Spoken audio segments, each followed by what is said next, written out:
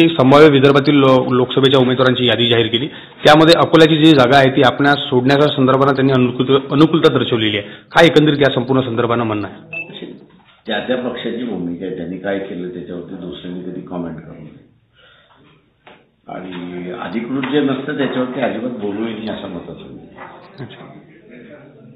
अशोक चव्हाणांनी सुद्धा अनेक वेळा भाषणात तुम्हाला ती उमेदवारी देण्याच्या संदर्भाने बोललेले आहे।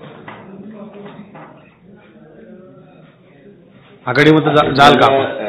सदाच म्हणत त्याला कशाला रडा अशी त्यांची म्हण आहे। त्यांनी 2005, 2004, 2009, 2014 काँग्रेसवाल्यांनी उमेदवार माझ्या विरोधात उभेच केलेले आहेत। आम्ही युतीची ऑफर देऊ नाही त्याच्यामुळे म्हणून म्हणतो की सदाच रडा त्याला कशाला म्हणा अशी असतं जी आहे ती अवस्था आहे काँग्रेसवाल्यांची आज।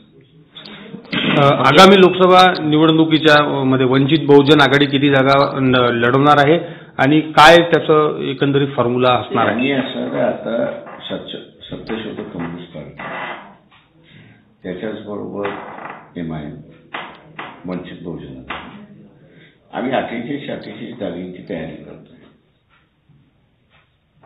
आणि ते आम्ही लढणार। राजू शेट्टींशी मध्यंतरी आपली बैठक झाली होती।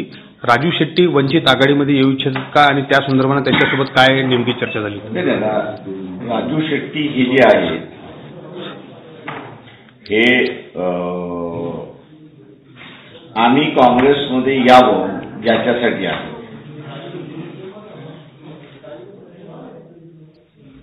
तेव्हा आम्ही त्यांना असं विचारलं की बा आमचं काँग्रेस बरोबर झालं नाही तर तुमची भूमिका काय? तर त्यांनी आम्हाला सांगितलं की मी पक्षाबरोबर सहकाऱ्यांबरोबर चर्चा करतो आणि कळवतो। अजून त्यांच्याकडूनही आलेलं नाही की काँग्रेस बरोबर त्यांचं झालं नाही तर त्यांची भूमिका काय हे त्यांनी सांगितलं।